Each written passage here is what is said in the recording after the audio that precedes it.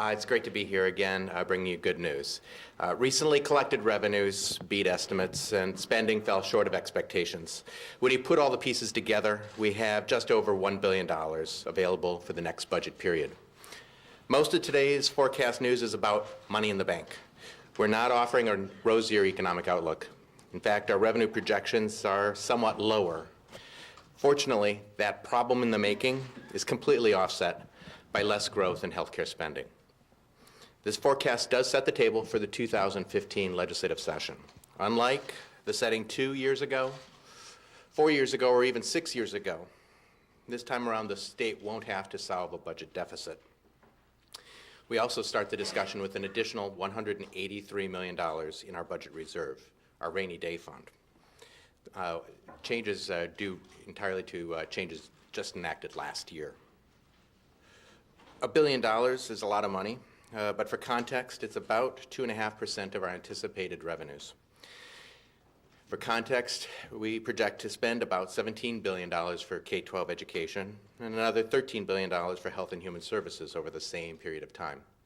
So while we may project $1 billion in the budget, when you get into the details, and we will go into the details in this briefing, it's about the same as the cost of inflation on our current level of services.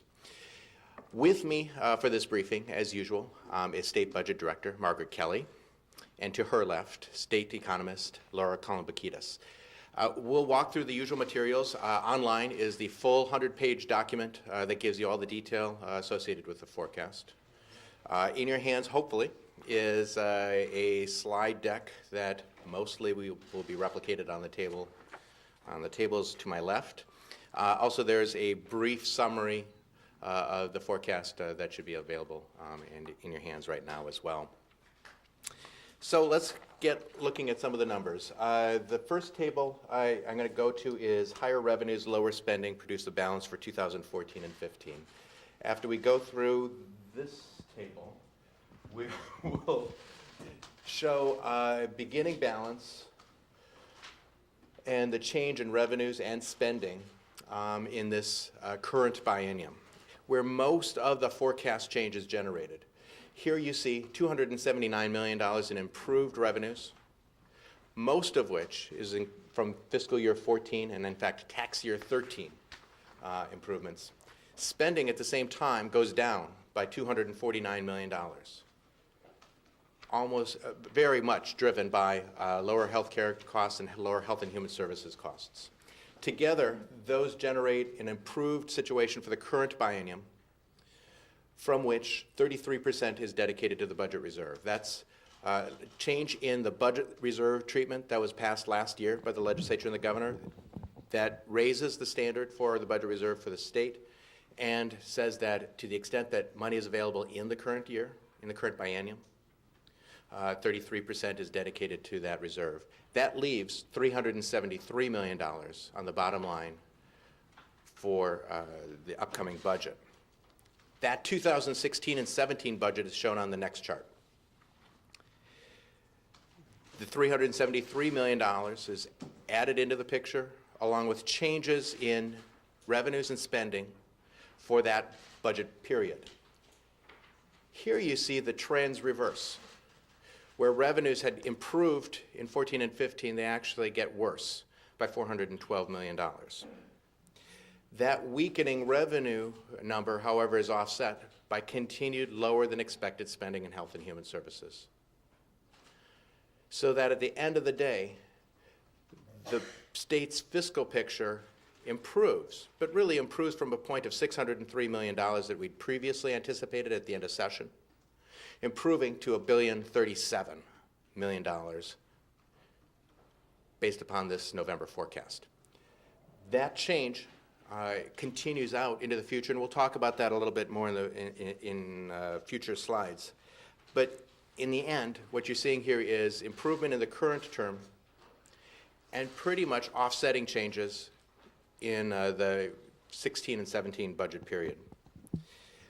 Looking ahead, the biennium to biennium period, note that there is still growth. There's still growth in revenues, and there's still growth in spending. That's included in your slide deck, sort of looking at how it changes biennium to biennium, but both of those have just decreased somewhat. All in all, some of the cautionary and mixed signals that we've seen in the economy, mixed signals that we've seen in our revenues, are a big part of this story, as well as changes in anticipated spending. And I'm going to turn it over to Dr. Kalambokidis to take you through the economy and the revenue picture that we have in this forecast.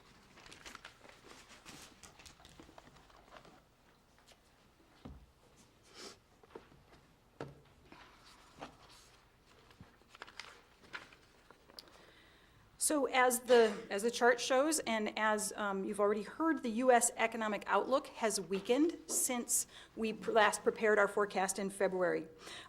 What you see on the chart is the forecast for real GDP growth produced by IHS Economics, showing our February forecast, or their February forecast in the gray bars, and the current forecast in the dark bars.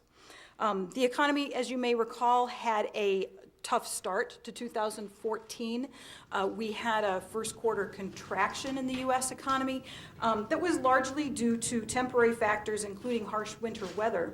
And those factors have largely recovered or largely resolved, but that slow start did bring the whole year, calendar year 2014, down, even though growth has picked up since then in the U.S. economy in subsequent quarters. But overall, consumer spending, business investment, and investment in housing all contribute less to GDP in this forecast than they did in February. Regarding that housing investment, a surprisingly slow rate of household formation over the past year has helped explain a more protracted slowdown in the housing recovery. So household formation drives demand for housing, and recent information from the census shows that household formation in the period from March 13 to March 14, household formations were well below the average of the prior 2 years, as well as the long-term trend. And so that helps explain what we've seen in a less robust housing recovery than what we expected. That's also true in Minnesota. Slower household formations than expected help explain a slower housing recovery than we expected. Not just yet, the horizontal line across the bars at 3.1%, that indicates the 20-year average real GDP growth prior to the 08-09 recession, so prior to the most recent recession. So the reason we have that there is because prior forecasts would have brought the forecast for real GDP growth up to about that line in the out years, and at this point you can see that at the end of our planning horizon, so in 18 and 19, a real GDP growth levels out at 2.6%, so below that growth rate, so below the rate that we had seen on average prior to the recession. So that's the slower growing U.S. economy that you've been hearing about. Nevertheless, economic conditions currently support increased business investment, which can improve productivity, and subsequently an acceleration in wage growth. Already, labor market slack in the U.S. economy is being taken up by improving demand. The jobless rate is down to 5.8% in the U.S., a post-recession low. This tightening of the labor market at the U.S. level, together with improvements in productivity, should begin to put upward pressure on wages. It's wage growth, acceleration in wages that we haven't yet seen, so you've heard about some of the disappointing or sluggish wage growth at the U.S. level.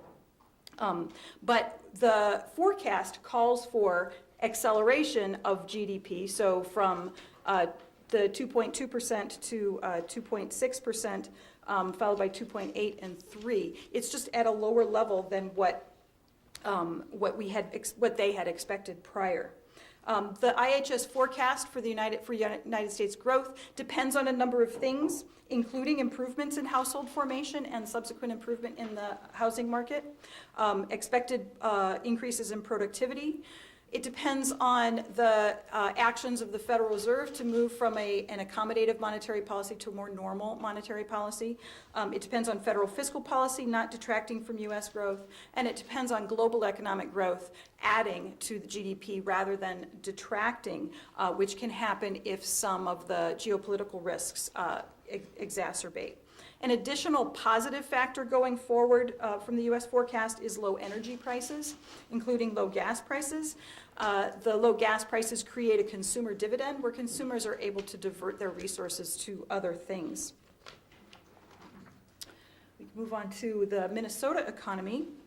So meanwhile, Minnesota's economic expansion continues. This chart shows the headline or official unemployment rates for both the United States and Minnesota, where Minnesota's rate is the dark line and the U.S. rate is the light line.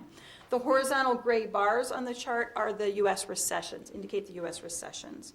So Minnesota's unemployment rate dropped to 3.9% in October, the 5th lowest among states, and that point now matches the low point of the previous expansion. So the expansion from 2002 to 2007, the low point of the unemployment rate then is where we are now.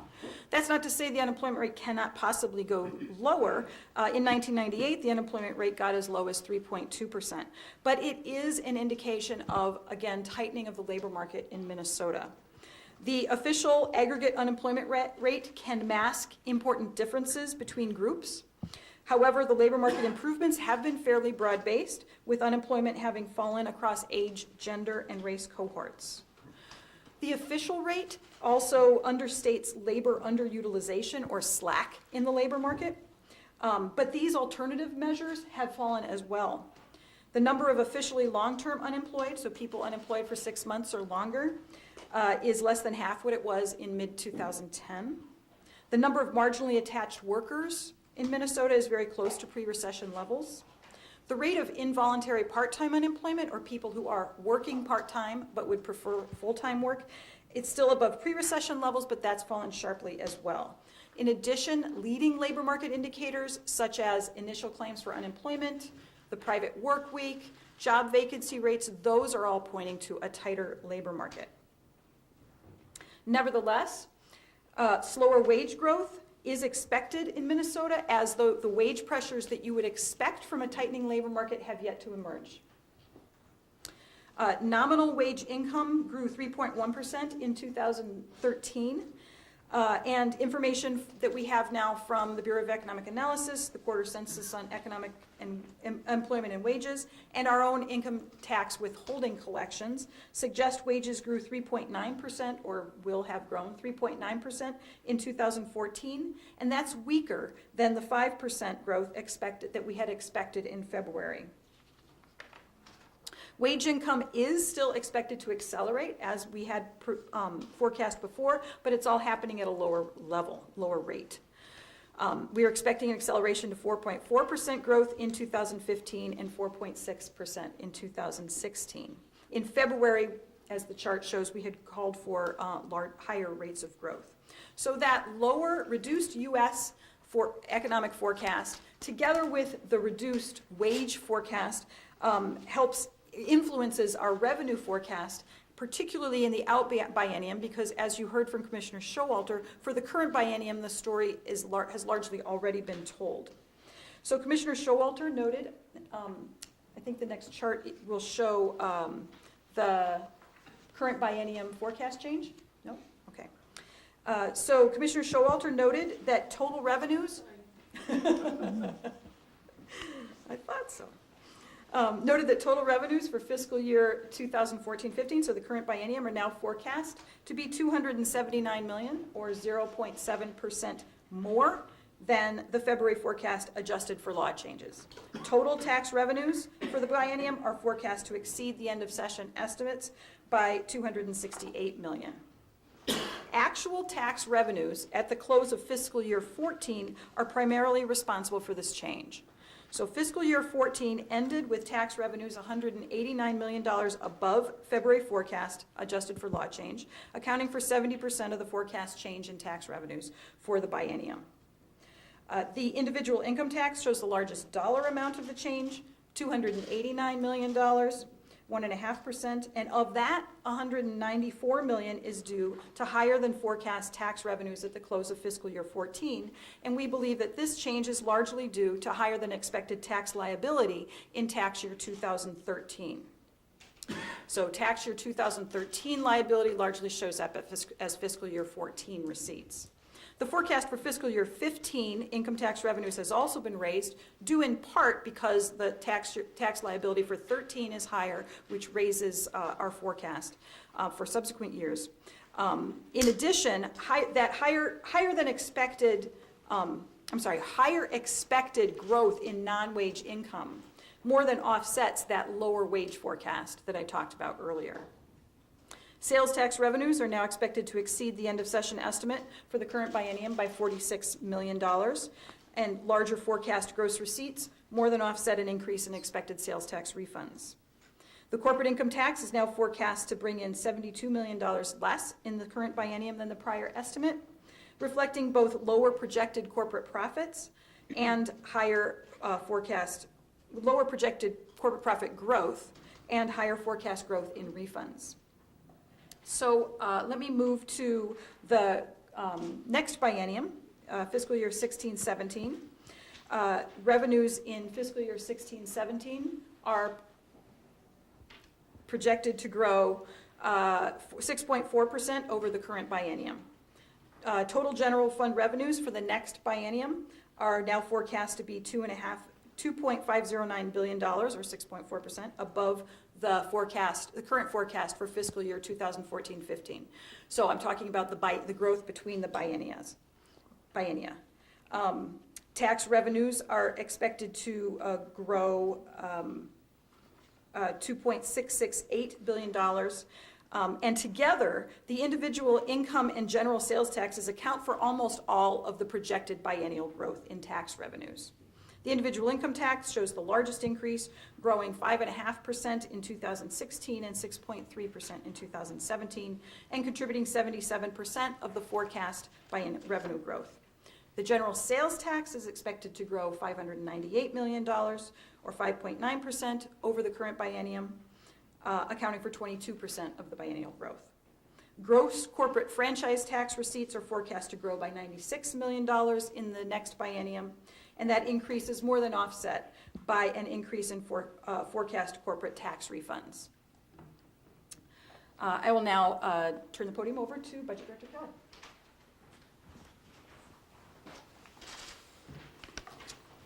So we are going to look at the table on the right here, which is a comparison of our current forecast for spending to our earlier estimates for spending for the current biennium and the next biennium.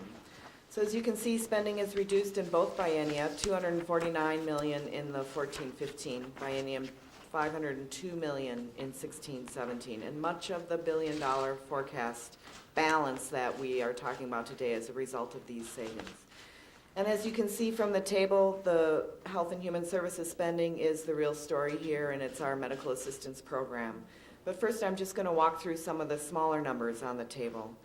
K-12 forecast spending is down $50 million in 14-15 and $60 million in 16 and 17 relative to our previous forecast estimates.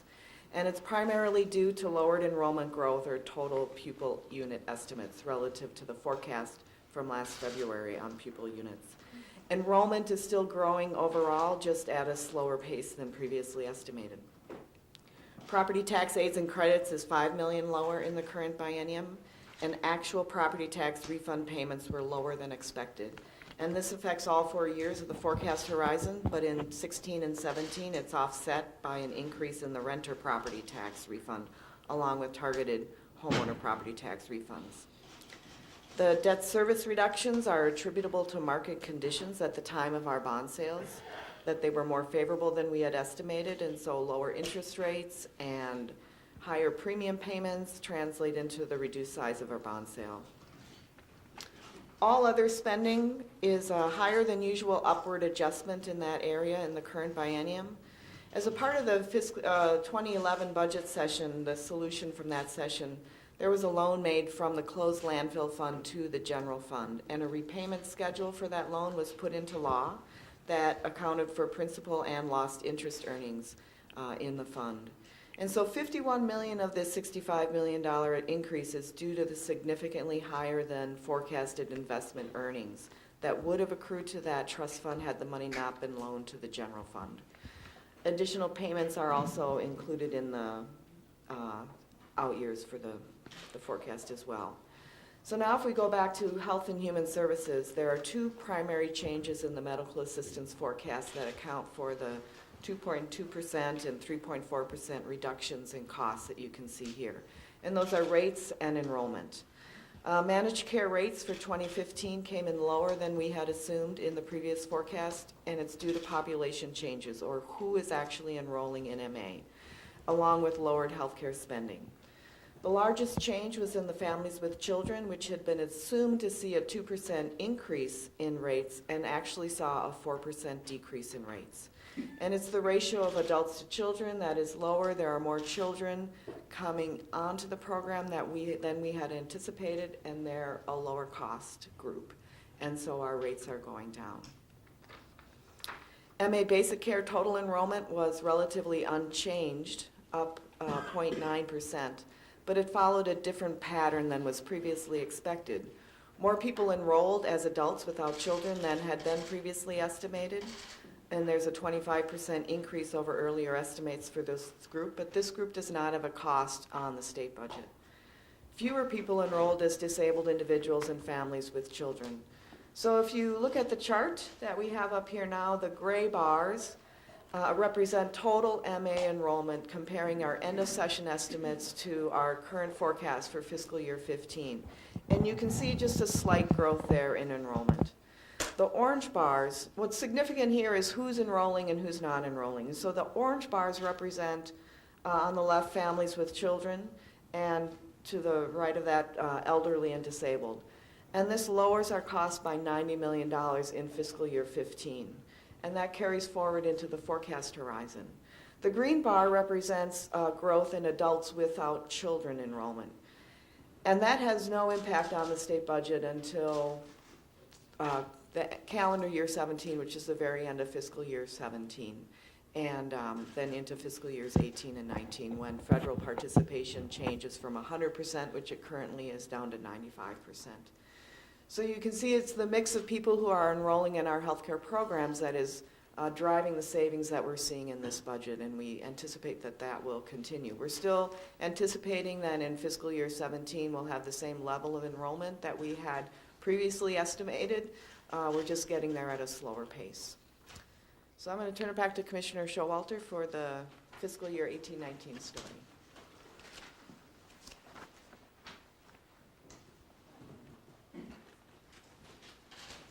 So as usual, we take a long-term look at the state's revenues and expenditures to make sure that we're matching up the obligations and the revenues to pay them. This is the first time we're looking at fiscal years 18 and 19. So this is the first attempt to push our estimates another 2 years out. And what you see here is that we continue to have a rough balance between our revenues and our spending obligations.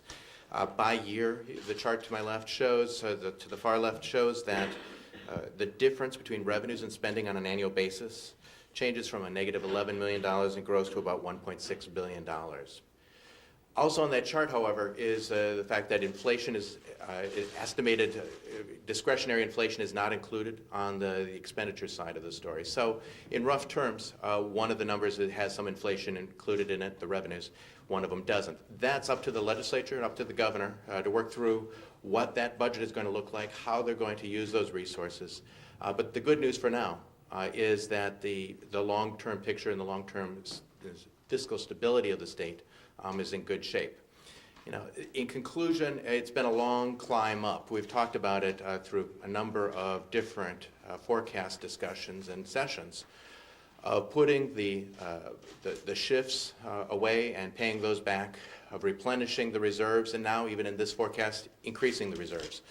This forecast continues to show a balance between our revenues and expenditures, both in the current biennium and going into the future, even with some cautionary notes about economic changes going into the future. That is the story of this economic forecast, and we'd be happy to take any questions that you might have for us today. Commissioner, how much does MNsure have to do with what happened on healthcare spending? Pretty much nothing. MNsure is basically got a couple of different components to it. I think the announcement yesterday was talking about the private component. That doesn't show up in the general fund at all. However, you are seeing sort of differences in enrollment estimates on some of our Medicaid populations, which are in the general fund. The take-up of ACA and the impact of ACA seems to be a little bit slower than previously estimated. Could you flesh out a little bit these inflationary increases, what they are, where that money would be going if in fact those increases are funded, and is it at all misleading to talk about a $1 billion surplus if essentially most of it is spoken for by inflationary increases? Sure. Where does inflation go? Inflation is essentially everywhere. It is in cost increases, it's in contracts, it is in expectations of just continuing a current service delivery. The key concept here is that current law says that we should make sure we provide the legislature with the expenditure numbers that they basically authorized, and that they have control over how that impact of inflation might go, but that the revenue numbers do reflect that. So it's been a debate back and forth for many years. That's how we show the numbers, but we make sure that everyone knows that there's an impact of inflation because it's really a math problem as well. What about the income numbers? So individual income is fueling this, but wages still pretty flat. How do you balance those two things out? Well, and note that going into the future, our revenue numbers are actually somewhat lower than our previous estimates. So that is taking note of the slower than expected wage growth, as Dr. Kalambokidis talked about, that we are still seeing wage growth, but it's not happening quite as robust as previous estimates. In particular industries or sectors that are doing better? What stands out? Sectoral analysis, Laura. This is where I look to the Economist. Come on up. In terms of, I can't say specifically about wage growth, but in terms of employment growth, we have historically done, our wage growth has, during the recovery, came in great part from two important sectors in Minnesota: professional and business services, which includes our corporate headquarters, and healthcare services. But in recent months, or in the last half of this year in particular, we've also seen some significant growth in the goods-producing sectors, so in construction and manufacturing. So I don't have direct wage information about those, but that has been, that's been a positive development, actually, to have those goods-producing sectors do well this year. And Commissioner, corporate headquarters mentioned. You heard the politicians in this building saying corporations are leaving and will leave in droves. Have they? No. I've heard that. Certainly there's nothing in this forecast that shows corporate headquarters leaving in droves, and I guess I'll leave it there. Political speak. You've heard the political speak, Yeah. that businesses will leave, corporations will leave, headquarters will leave. And I think part of the good news of this forecast and the continued updates on the economy from Dr. Kalambokidis is that Minnesota continues to outperform the nation, both in terms of our job, the unemployment rates. We have more people engaged in the workforce. Our growth continues to look good. So, Minnesota continues to have a situation that most states would be quite happy with. But is Minnesota surplus due largely to the increase on the highest income tax rate? No, this is really associated with tax year 13 and fiscal year 14. The numbers that you see here fully incorporated tax changes in the 14 and 15 biennium, as well as the 16 and 17. So it's really not associated with tax changes as much as some of the changes, I think, in refunds and other things that were in tax year 13. One of the effects that occurs with the change, the fourth tier effect, is that I talked about this a year ago, I think, that more of our income tax is being collected from people in that tier and from people who have more volatile income streams. And so it makes it harder to forecast. And it makes our revenue system more volatile. So going forward, as I said, the wage forecast is lower, but the non-wage forecast, the that includes capital gains, that's a little higher. And so that's a shift a bit toward that more volatile type of income and income that's accruing to a higher income taxpayer. So in that sense, that composition of income shift does affect, the tax change does affect our income stream. No, I'm not sure I completely understand what you just said. Sorry. So it's a $2 billion tax increase, and this is 2017. Is it not included in this? Yes, yes, it's on both sides. That big of a, So because the tax change is in both of the biennia, so when you look at the change across the biennia, the difference is because incomes grow. I guess that should have been my first answer. What accounts for the sharp downward revision from the February forecast to now in Minnesota's wage growth? What sort of economic trends account for that?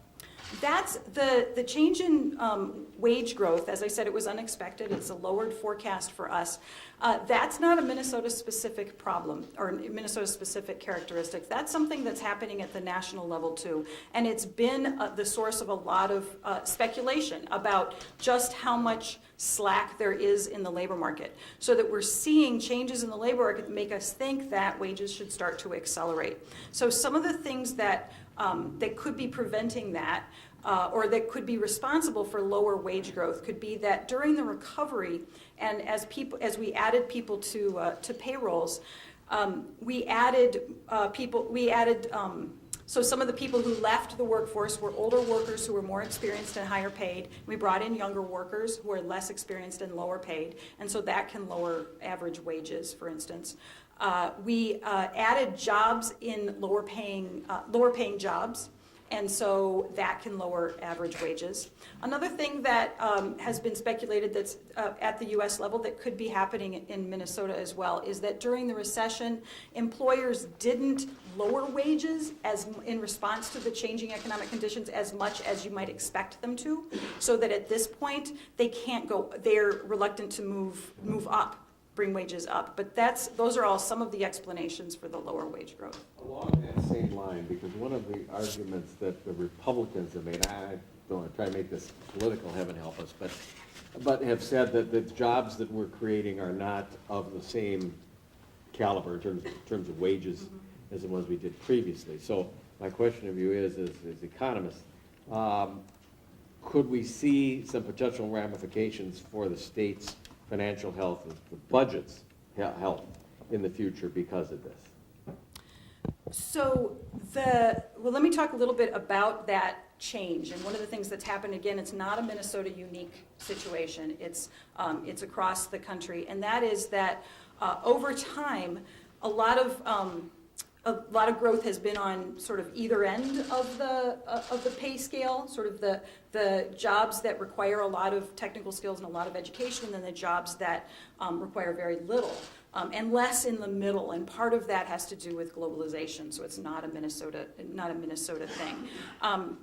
And so in terms of the future, well, I did show you that for U.S. Real GDP growth, the expectations for growth in the future are lower than what we had prior to the recession, and we've lowered our current wage forecast, and so you can see we've already built that into the planning horizon for as far as we go.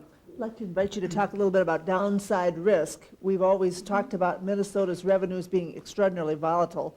I don't think that's changed. In fact, the fourth tier probably has made it more so. How vulnerable are we to a changing world economy, to a potential stock market crash, to low commodity prices in our agriculture sector? What does all that look like to you? So some of the risks are the dependencies for the U.S. forecast translate to us, including geopolitical risk and slower than expected growth in Europe, for instance, deceleration in China. Japan is now in another recession. And so all of those things can detract from U.S. growth. And Minnesota's economy is very closely tied to the U.S. economy. We have a distribution of industries. Our employment distributed across industrial sectors looks very much like the U.S. distribution of employment across sectors. And so those risks to the U.S. economy create risk for Minnesota as well. What are the other things you talked about? Agriculture sector being down. and whether now with the fourth tier, we are more vulnerable to stock market disruptions. We do now collect more of our income tax from more volatile sources. And so the stock market influences capital gains realizations, which are concentrated in the higher income taxpayers. And so indeed, we do have a more volatile revenue stream than we used to, which is part of the argument for having the budget reserve, and a budget reserve that depends on an analysis of the volatility of the revenue streams. In terms of agriculture, I can talk a bit about Minnesota's agricultural situation. We are vulnerable to changes in the agricultural sector, but we are not as vulnerable as some of our neighbors. So we do have this broad economic base that includes agriculture, but is not dominated by agriculture. But that said, this year is going to be a tough year for a number of farmers because record corn crops, a large soybean crops, have brought prices down, and so grain farmers are going to see a decline in revenues this year. The flip side of that is that the lower commodity prices or grain prices for our grain growers reduces costs for our livestock producers. And so livestock producers are expected to have a better year. But we're not quite as vulnerable to those changes as some of our neighboring states. What's that play at the sales tax front? Why is that kicked up so much, and does it have anything to do with this change in Amazon's posture toward collecting state sales taxes? So the sales tax is, the growth in the sales tax, in the gross sales tax receipts, is driven by consumer spending on the things that we tax in Minnesota. The change in refunds in the sales tax is driven by the refund we have for capital equipment investment that is switching from a credit to an upfront exemption. And the fact that a large online retailer has started collecting sales tax from Minnesota customers is incorporated into our forecast.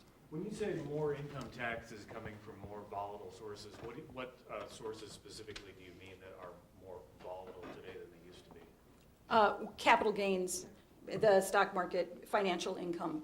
Not only that, though, but my predecessor, Tom Stinson, used to had identified or observed the fact that even our wage and salary income is more volatile than it used to be because there's more of it is in the form of performance-based compensation, so bonuses and stock options. And so over time, even wages have gotten to be more volatile. Let's go back to sector. You can't leave yet. Let's go back to sectors. You mentioned housing, I believe, is not doing as well as hoped. How does that affect the, especially northern Minnesota lumber and forest industries? Yeah, well, Minnesota, not just northern Minnesota, but across the state, we have important industries that depend on construction and home rehab. For instance, we produce windows, we produce other finishing parts for houses, and not just the lumber. And so the reduction in our housing forecast reduces our forecast for construction employment, and then affects those additional industries. Is that worse than other states? Or is that kind of the same across the board? The effect of slower household formation, slower household or housing market recovery is a national phenomenon, and I would say that we're not an outlier in that. What other sectors specifically are hurting or gaining because of the economic forecast? The sectors that, as I mentioned before, through the recovery, the sectors that added a lot of jobs and helped us recover were those professional and business services, healthcare services that are so important to the state economy. But I would just reiterate that the manufacturing and construction are doing well. I'm sorry, manufacturing is doing better now than what we had anticipated.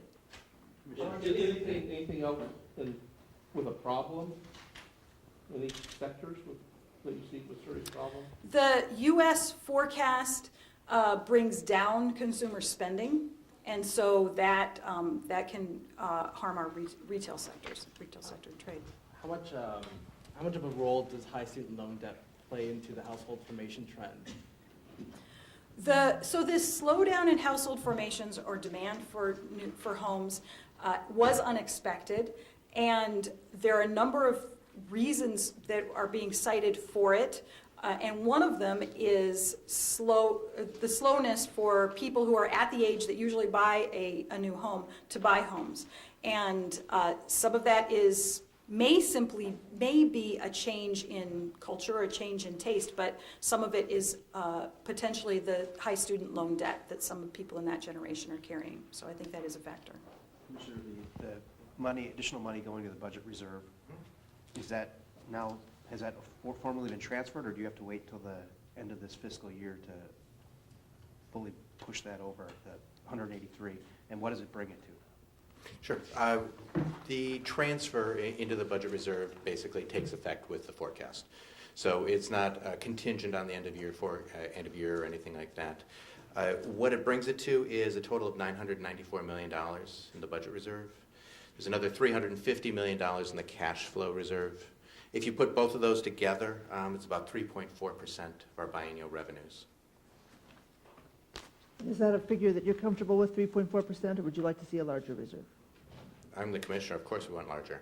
The volatility, in seriousness, the volatility that Dr. Kalambokidis is talking about is an important consideration. And in the end, it's always a good idea to continue using the mechanisms that we have to start building that reserve so that it gets to be bigger. The state's AAA rating that's one of those factors that feed into whether we can reclaim that AAA, which is having significant reserves, being able to withstand recessions and downturns in good shape. In the remaining 373, that's kind of a one-time shot, right? So lawmakers might want to keep that in mind as they decide whether to make permanent adjustments or. That is right. The forecast change that we're talking about today really is originating with that one-time shot coming in the 14 and 15 biennium, rolling into the next biennium. The good news is that the last legislature also left about a $600 million balance for consideration in this biennium. So together that sort of creates the playing field of what kind of investments, what kind of opportunities do you want to take advantage of this biennium, and what are the long-term repercussions. Back to the employment picture here, I see in the forecast that you say that in 2014, employment will have grown about 0.4% slower than the national average for 2014, and MMB believes this relative underperformance to be consistent with the state returning to full employment before the U.S. as a whole. What do you mean by that? Sure. If you look at page 4 of your handout, the slide on the top shows the unemployment rates. At some point, as Dr. Kalambokidis mentioned, you start to say, where's the labor force? With our unemployment rate at about 3.9%, and talking back to it was 1980, 98, it was only a few tenths of a percent lower than that. So we're at really quite low unemployment rates, and the question is, can more people be more fully employed? Are there other ways to continue growing the workforce? Does that mean the slowdown in job growth is maybe a positive thing in some strange way or not? Say that again? Does that mean the slowdown in job growth is maybe positive in some strange way? Yeah. I don't think I ever want to say the slowdown in job growth is positive, but it certainly shows that there's a tightening in the labor market. It probably is a precursor to changes in wage pressures across the economy.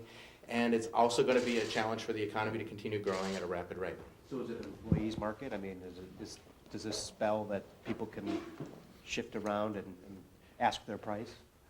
I don't know I'd go there, but it's really the question of what's the wage growth opportunities going into the next biennium. Yeah, when we say tightening of the labor market, we mean that unemployment rate is very low, that the labor force can only grow so much, and that you would expect supply and demand that the price of labor or wages should be going up. Okay. Anything else? If not, as you know, the usual detailed discussion of the forecasts, revenues and expenditures are going to be available online. We're available for questions along the way. Really appreciate your participation and listening to our briefing today. Thank you very much.